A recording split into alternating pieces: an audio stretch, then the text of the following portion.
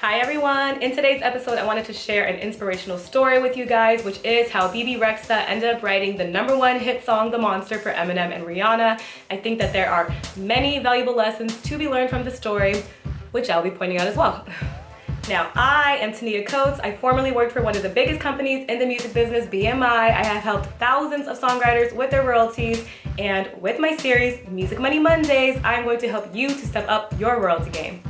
So for the best music business advice from someone who actually worked in the industry, subscribe to my channel and hit the little bell notification so you can be notified when I post my new video every Music Money Monday. But let's get into the story.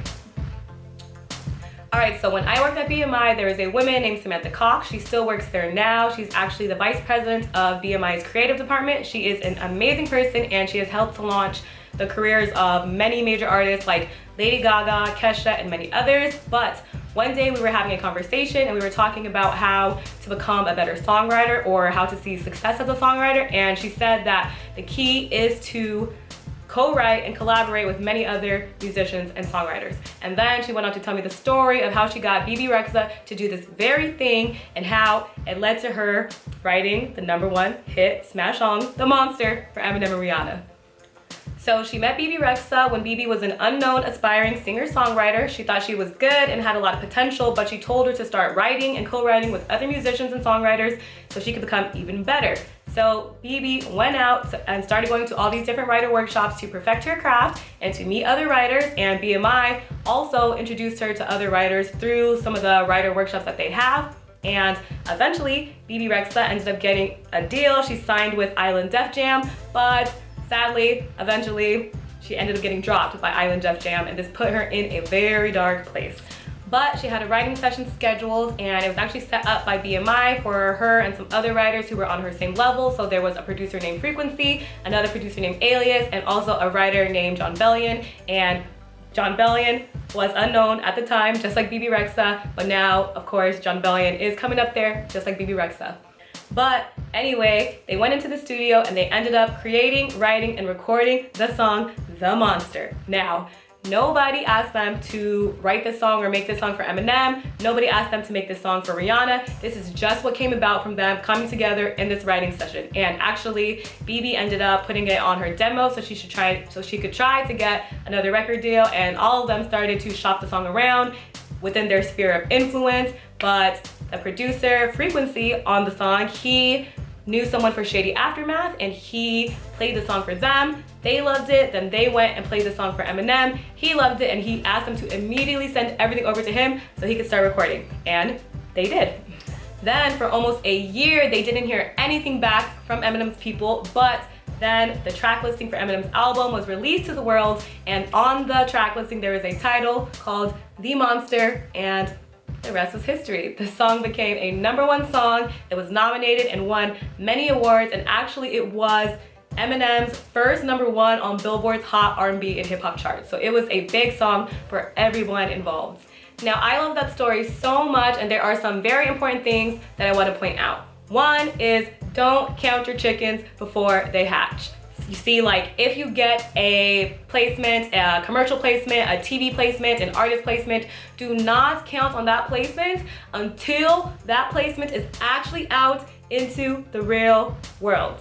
As you saw with them, it took almost a year for them to hear anything about their placements, and they didn't even tell them. They had to find out the same way everybody else found out, when the track listing was released. And this happens all the time in the music industry. Your song may get picked, but then another song comes along that's better than yours, and they pick that one instead, and they don't tell you about it, or a project gets dropped and they don't tell you about it. Many things can happen. And I have actually had my own experience with this. When I used to songwrite, I got to write a couple songs for a new artist who already had a #1 hit out with a major label, and they took one of my songs, and then I never heard anything back from them. And of course, when the album was released, my song was not on there because, well, they were just better songs that they wanted to pick instead. Now, I was stubborn at the time, and I wanted to be the only writer on the song besides the producer, and this was to my own detriment, because if I would have co-wrote with other writers, then I probably would have got the song place because the song would have been better and it would have been able to stand right there just with the other songs they ended up picking. Which is the other point that I wanted to make, is that there is so much power in co-writing and collaborating with other musicians and songwriters. As you saw with them, and as my old colleague told me, but as you saw with them, they came together and were able to write this huge smash hit. They never wrote together before. They were pretty good on their own, but together it was like a winning combination that allowed them to do something better than they could have done on their own. As a musician, you are not going to be the best at every single aspect of the music making process. So when you write with other people who are better than you in ways, this is automatically gonna make the music better. And you're going to get better. And you're gonna have more people to push the song out there than just yourself. So it is better all around. Which leads me to another point that I wanted to make, which is just focus on making your music the best that it can be. Don't focus so much on trying to get placements or trying to get signed, because as you see, Bebe Rexha, she got signed, she got placements, and she still ended up getting dropped. But she did not hold on to that. She kept pushing forward, she kept making music the best that she could with other people, and eventually they got a smash hit, and then she ended up getting an even bigger deal than she had before, and even last year, she ended up having her own smash hit for herself as an artist. So please just focus on making sure that your music is the best that it can be, because that is the only thing that stays in the music industry. You can have all the opportunities in the world, but if your song is not that great, then those opportunities will do absolutely nothing for you.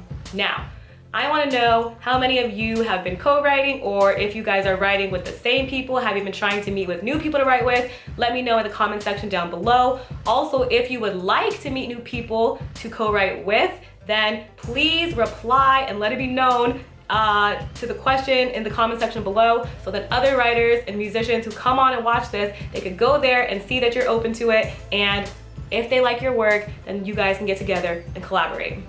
And if you do end up collaborating and you are confused about splits, then you can watch my video about song splits and ownership shares right over here, and in my description box there is a free download link to a reference guide to help you guys to enter into good agreements with each other. If you want me to do more videos like this one, like giving you an inspirational story and educational lessons to go along with it as well, then please give this video a thumbs up so I know. Also, as always, you can subscribe to my channel by clicking on my face somewhere over here so you don't miss out on any Music Money Monday episodes. That's all. Bye, everyone.